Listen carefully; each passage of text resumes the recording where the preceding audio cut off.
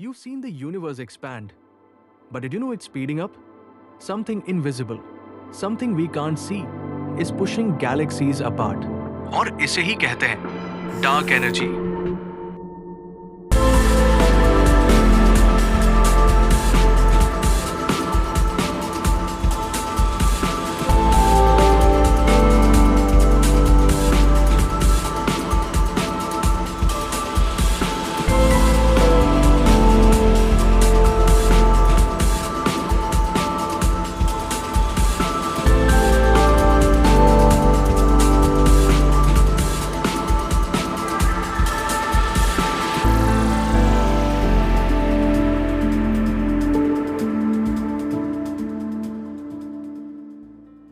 आज की वीडियो में हम डार्क एनर्जी के बारे में और डीप में बात करेंगे। ये असल में है क्या, ये कैसे काम करती है और इसका फ्यूचर क्या हो सकता है, सब कुछ स्टेप बाय स्टेप समझेंगे। तो बने रहना, क्योंकि ये वीडियो बहुत ही इंफॉर्मेटिव और माइंड ब्लोइंग होने वाली है। और हाँ, अगर आपको मुझे सपोर्ट नहीं करना तो सब्सक्राइब और लाइक बिल्कुल भी मत करना। तो चलो शुरू करते हैं। साइंटिस्ट्स को पता है कि यूनिवर्स तेजी से फैल रहा है, लेकिन वो समझ नहीं पा रहे कि ऐसा क्यों हो रहा है। इस मिस्टेरियस फोर्स को ही डार्क एनर्जी का नाम दिया गया है। इसका जवाब देने के लिए साइंटिस्ट्स के कुछ आइडियाज हैं। सबसे पहला है क्विंटेसेंस। ये एक हाइपोथेटिकल स्ट्रेंज फ्लूइड है। सोचा जाता है कि ये ऐसा फ्लूइड हो सकता है जो प्योर स्पेस में फैला हुआ है। इसके प्रॉपर्टीज नॉर्मल चीजों से बिल्कुल अलग है। दूसरा आइडिया है रिंकल्स या फिर डिस्टेंस। ये डिस्टेंस यूनिवर्स बनने के शुरुआती वक्त से स्पेस में फंसा हुआ हो सकता है। तीसरा आइडिया है ग्रेविटी। हो सकता है कि डार्क एनर्जी कोई चीज ही ना हो।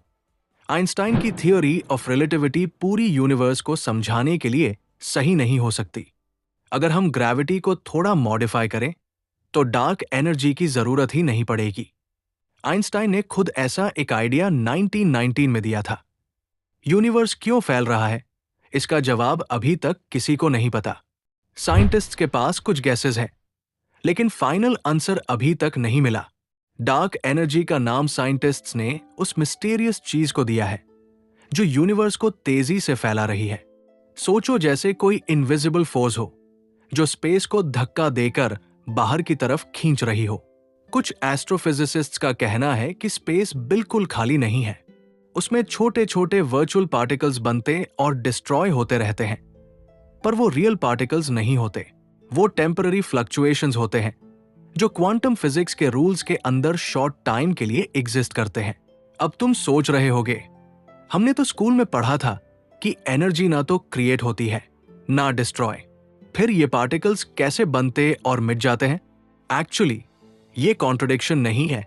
क्वांटम फिजिक्स के हिसाब से एनर्जी थोड़ी देर के लिए बोरो हो सकती है, यानी एक उधार पे मिलती है यूनिवर्स को, बस इतने शॉर्ट टाइम के लिए कि किसी भी फिजिक्स के लॉ का वायलेशन ना हो। इसी को हाइजेनबर्ग्स अनसर्टेनिटी प्रिंसिपल कहते हैं। अब सवाल ये उठता है, इन वर्चुअल पार्टिकल्स का डार्क एनर्जी से क्या कनेक्शन है? जब भी स्पेस खाली लगता है तब भी उसमें क्वांटम फील्ड फ्लक्चुएट करती रहती है। इन फ्लक्चुएशन से वैक्यूम एनर्जी जनरेट होती है, जिसे कुछ साइंटिस्ट्स डार्क एनर्जी से जोड़ते हैं। ये एनर्जी हर जगह स्पेस में इक्वली डिस्ट्रीब्यूटेड होती है। जब स्पेस खुद एनर्जी से भरा हो तो वो अपने आप एक्सपैंड होने लगता है, यानी गैलेक्सीज एक दूसरे से दूर नहीं भाग रही, बल्कि स्पेस खुद फैल रहा है और गैलेक्सीज उसके साथ मूव कर रही है। इसी कॉन्सेप्ट को वैक्यूम एनर्जी या कॉस्मोलॉजिकल कांस्टेंट कहा जाता है। लेकिन दिक्कत यह है कि थ्योरी और ऑब्जर्वेशन में वैक्यूम एनर्जी का amount 10 raised to the power of 120 times mismatch करता है, और इसी वजह से डार्क एनर्जी आज भी एक अनसॉल्व्ड मिस्ट्री बनी हुई है। जो मैंने अभी बताया ये सब एक थ्योरी है। अब तक कोई भी साइंटिस्ट फाइनल जवाब नहीं दे पाया कि हमारा यूनिवर्स एक्सेलरेट क्यों कर रहा है। बात करें डार्क एनर्जी के फ्यूचर की, तो इंसान पूरी कोशिश लगाएगा इस राज को समझने में, क्योंकि ये यूनिवर्स की सबसे बड़ी मिस्ट्रीज में से एक है। अब हमारे पास ऐसे पावरफुल टूल्स हैं जो थ्योरीज को टेस्ट कर सकते हैं और शायद हमें असल जवाब तक ले जाए। सबसे पहला है यूक्लिड मिशन ये ESA का मिशन है, जिसमें नासा भी पार्टनर है। यूक्लिड का मेन गोल है समझना कि पास्ट में डार्क एनर्जी ने मैटर और गैलेक्सीज के डिस्ट्रीब्यूशन को कैसे अफेक्ट किया। 2025 तक यूक्लिड ने स्काई के 1/3 हिस्से का सर्वे स्टार्ट कर दिया है। अगले 5 सालों में ये 2 बिलियन से ज्यादा गैलेक्सीज ऑब्जर्व करेगा। यूक्लिड ने डोराडो गैलेक्सी ग्रुप और मेसियर 78 नेबुला जैसी रीजन्स की इमेजेस रिलीज की है, जहां ग्रेविटेशनल इंटरैक्शंस और हिडन स्टार फॉर्मेशंस दिखाई दिए। ये डार्क एनर्जी के इनडायरेक्ट इफेक्ट्स दिखाते हैं। दूसरा है Nancy grace Roman space telescope या फिर RST। ये नासा का डार्क एनर्जी डेडिकेटेड मिशन है। ये 2027 में लॉन्च होगा और L2 यानी लग्रांज पॉइंट 2 पर रखा जाएगा, वही जगह जहां जेम्स वेब है। ये पॉइंट परफेक्ट है क्योंकि यहां सनलाइट और रेडिएशन इंस्ट्रूमेंट्स को डिस्टर्ब नहीं करती। नासा ने इस टेलीस्कोप पर $3 बिलियन से ज्यादा खर्च किया है। RST इंफ्रारेड लाइट में काम करेगा और इसका गोल है डार्क एनर्जी और एक्सोप्लैनेट्स को समझना। तीसरा है वेरा रूबिन ऑब्जर्वेटरी, चिली में लोकेटेड ग्राउंड बेस्ड ऑब्जर्वेटरी। ये 2026 में ऑपरेशन स्टार्ट करेगी और हर रात स्काई की वाइड फील्ड इमेजेस लेगी। इससे डार्क एनर्जी के ग्रेविटेशनल इफेक्ट्स को मैप किया जाएगा। चौथा है स्फेरेक्स मिशन, जो 2025 में लॉन्च हुआ। स्फेरेक्स पूरी स्काई का मैप बनाएगा और 45 करोड़ से ज्यादा गैलेक्सीज ऑब्जर्व करेगा। इससे साइंटिस्ट्स को डार्क एनर्जी के एवोल्यूशन के बारे में और क्लैरिटी मिलेगी। और हाँ, सिर्फ साइंटिस्ट ही नहीं, आम लोग भी मदद कर रहे हैं इस इनिशिएटिव में।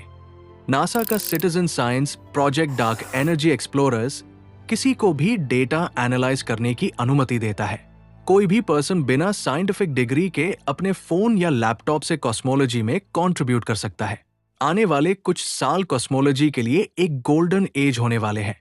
इन टेलीस्कोप्स के थ्रू इंसान डार्क एनर्जी के राज को पहले से कहीं ज्यादा गहराई से समझ पाएगा। अगर वीडियो पसंद आई हो तो आपको पता ही है क्या करना है।